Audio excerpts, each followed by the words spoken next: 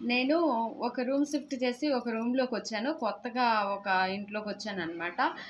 First మనము ఇంట్లోకొచ్చేటప్పుడు మనకి ఏం తెలీదు కదా! ఎలా ఉంటుంది? ఏంది అనేది తెలీదు. మనం ఏదో పైన పైన చూస్తూ ఉంటాం. లోపల ఏముంది? ఏం లేదనేది అసలు మనకు అర్థమే కాదు. మనకు తెలియనే తెలీదు. పైన పైన చూసేయాక బావుంది, పర్వాలేదు, అడ్జస్ట్ అవ్వచ్చు అది ఇది అని అనుకుంటాం. కానీ అసలు విషయం ఏంటి అనంటే ఇంట్లోకొచ్చినాకే అర్థమవుతూ ఉంటుంది. ఏదైనా సరే.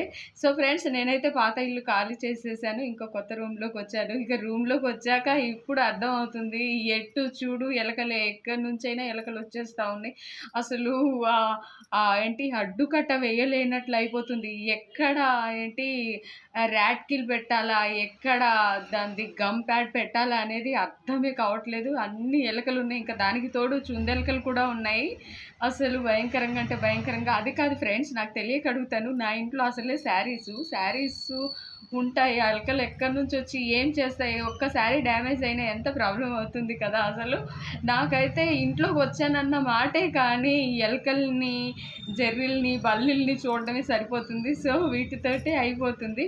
సో, ఆల్రెడీ రోహిణి కార్తె స్టార్ట్ అయిపోయింది. రోళ్ళు పలిగే ఎండ వస్తది అది ఇది అని అంటారు కదా! కానీ హైదరాబాద్‌లో మాత్రం వాతావరణం కూల్‌గా ఉంది. చాలా బావుంది. ఇంకా వర్షం ఖచ్చితంగా పడుతూనే ఉంది. డైలీ పడుతూనే ఉంది. ఇంకా నేనేంటి అనంటే ఇక వర్షం పడుతూ ఉన్నప్పుడు వాటర్ అనేది వస్తుంది అన్నట్టు నేనేం చేశాను, నిన్న ఒకతనికి చెప్పాననమాట. కొంచెం హోల్స్ ఉన్నాయి. ఆ హోల్స్‌లో నుంచి ఎలకలొస్తున్నాయి. దాన్ని ఫీల్ చేయాలి అని చెప్పాను. చెప్తే సరే అమ్మా నేను చేస్తాను. కొన్ని ఇటుకలు కావాలి అనంటే సరే నేనే ఇటుకలు అరేంజ్ చేశాను.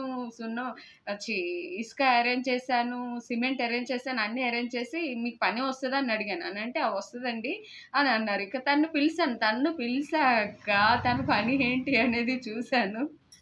అన్ని ఇటుకలు పేర్చి సిమెంట్‌ని, ఇసుకని కలిపేసి ఇటుకలు పేర్చి ఫటా పైనుంచి కింద దాకా పూసేసాడు. నేను ఇలా తిరిగి అయిపోయేలోపు గోడ అయిపోయింది. ఇదెక్కడ గోల? ఇంత తొందరగా గోడ ఎలా అయిపోయిందని చూసేస్తే అతని పనితనం అలా ఉంది.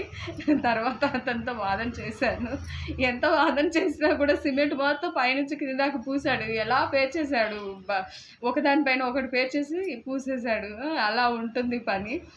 ఎవరికి పని వస్తుందో, ఎవరికి పని రాదో మనకు తెలీదు. అసలే మనం కొత్త ఈ ఈ ఏరియాకి ఏం చేయాలో అర్థం కావట్లేదు. సో, మీరు ఇలాంటి పని వాళ్ళు ఎవరైనా ఎదురైతే కొంచెం జాగ్రత్తగా ఉండండి.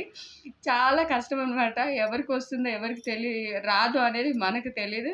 సో, వర్షం వస్తుంది కాబట్టి ఎక్కడైనా హోల్స్ అవి ఇవి ఇంట్లో పడి ఉంటే వాటిని ఫీల్ చేసుకోండి.